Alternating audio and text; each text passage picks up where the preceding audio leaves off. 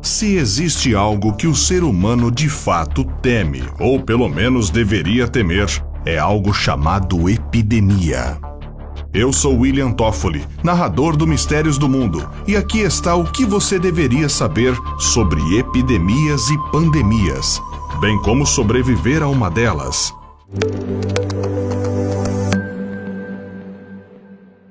Antes de tudo, o que de fato é uma epidemia?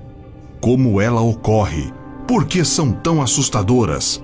Para entender um pouco mais sobre epidemias, surtos e pandemias, bem como o seu nível de gravidade, primeiro precisamos entender a diferença entre esses termos. Surto.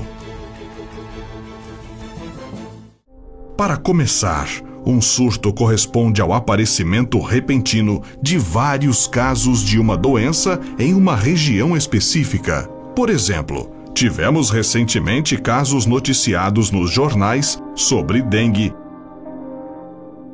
em determinadas regiões do Brasil, sobretudo no litoral. Um surto acomete pessoas de uma região específica, como um bairro ou uma cidade, e por isso não é a mesma coisa que uma epidemia.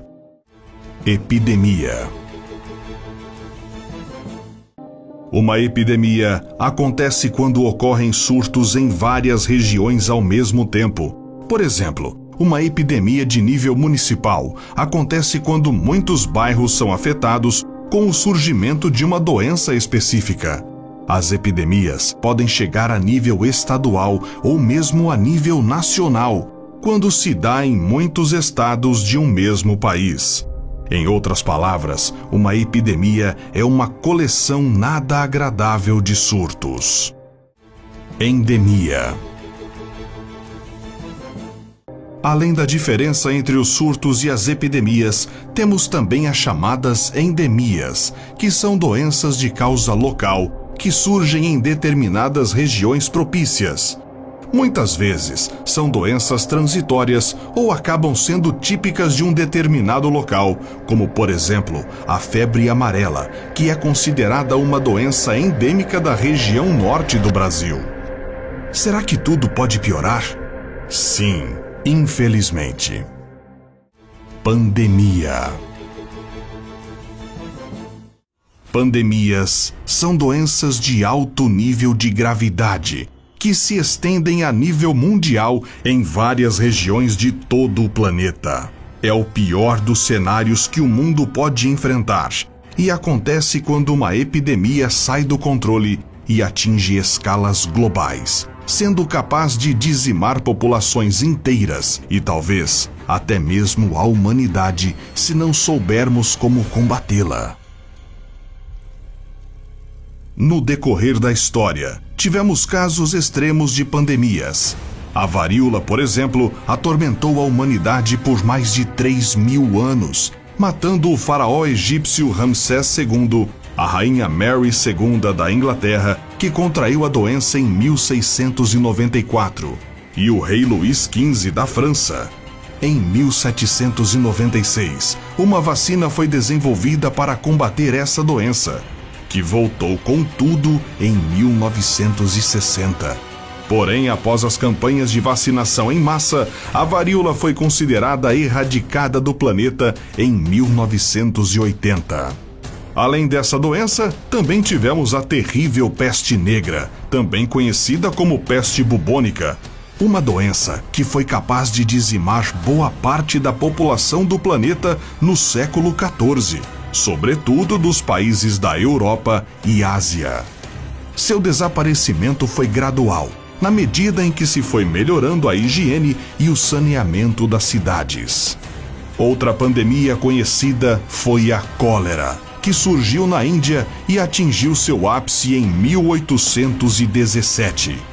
A bactéria da cólera é transmitida através de água ou alimentos contaminados, e até hoje existem surtos da doença em muitas regiões no planeta. Estima-se que a cólera afete de 3 a 5 milhões de pessoas em todo o mundo e tenha sido a causa de até 130 mil óbitos apenas em 2010. Além dessas, também temos o sarampo, a malária, a poliomielite, o HIV, a Zika, o Ebola, a gripe A e, mais recentemente, o coronavírus. O tempo passa e nos questionamos se um dia ficaremos livres desse terror sem fim que sempre aparece sob uma nova forma. E muitas vezes não temos defesa o suficiente para combater. Seja provocado por um novo tipo de vírus ou bactéria, por uma mutação de um vírus já existente ou por uma arma de engenharia biológica. O fato é que não estamos preparados para o que há por vir, mas pelo menos existem algumas coisas que podemos fazer antes e durante a crise, para pelo menos aumentarmos as chances de sobrevivência enquanto o caos se instaura. Como se preparar? Nossa sociedade está correndo contra o tempo para se preparar para um desastre em escala global.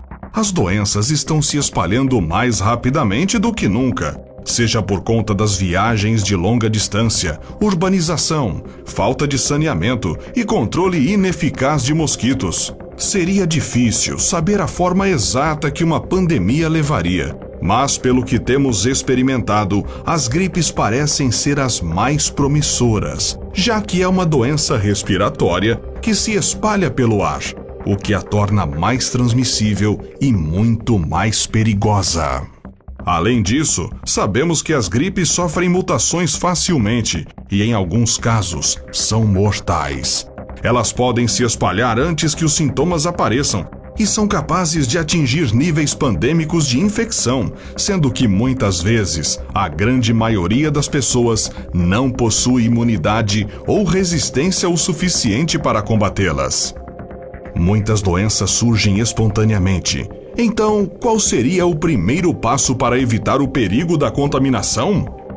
Antes de qualquer coisa, evitar aglomerações, uma vez que os vírus tendem a se propagar mais rapidamente.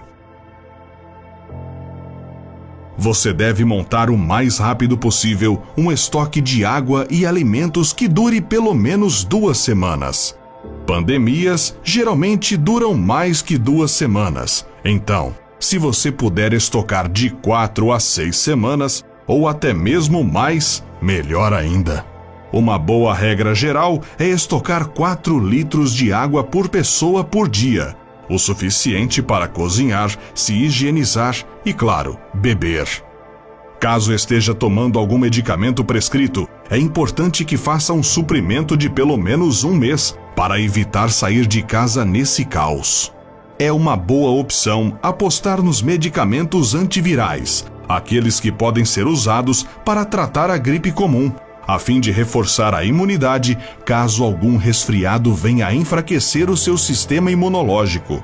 Mas vale a pena lembrar que esses medicamentos se tornam menos eficazes ao longo do tempo.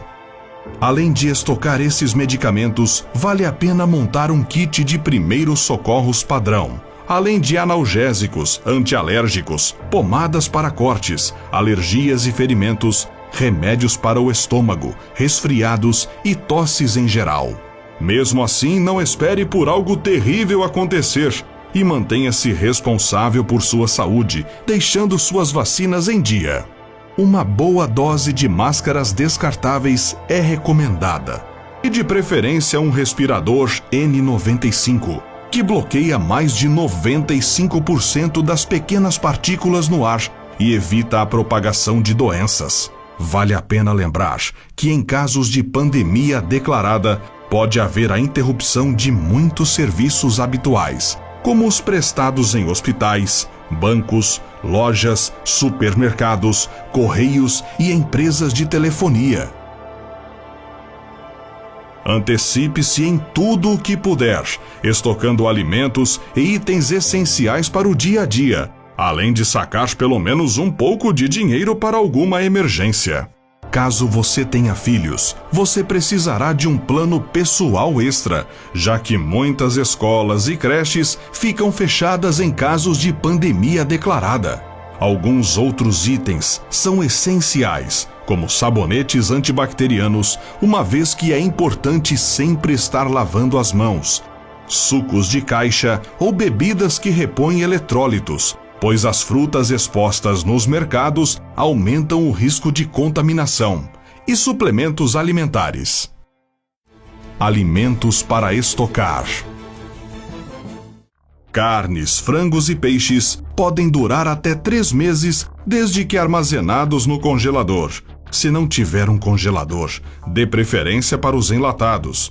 Para os vegetarianos, chuchus, batatas e cebolas são as boas opções, pois costumam durar bastante tempo se bem conservados. Produtos não perecíveis são bastante recomendados, já que possuem uma data de validade bem extensa. Portanto, pode comprar sem medo os alimentos como arroz, feijão, açúcar, sal, macarrão, café e outros temperos. Quanto aos leites, é bom dar preferência pelos longa-vida, que podem ficar em boas condições por 3 meses, e os em pó, que podem durar 6 meses. Lembre-se sempre de ficar atento à data de validade de cada um desses alimentos. A produção de uma vacina pode demorar meses. Portanto, quando estiver disponível, se vacine o mais rápido possível, sabendo que ela será primeiro distribuída para pessoas de risco. Cuidado com rumores e notícias falsas. Conheça seus vizinhos e sua comunidade.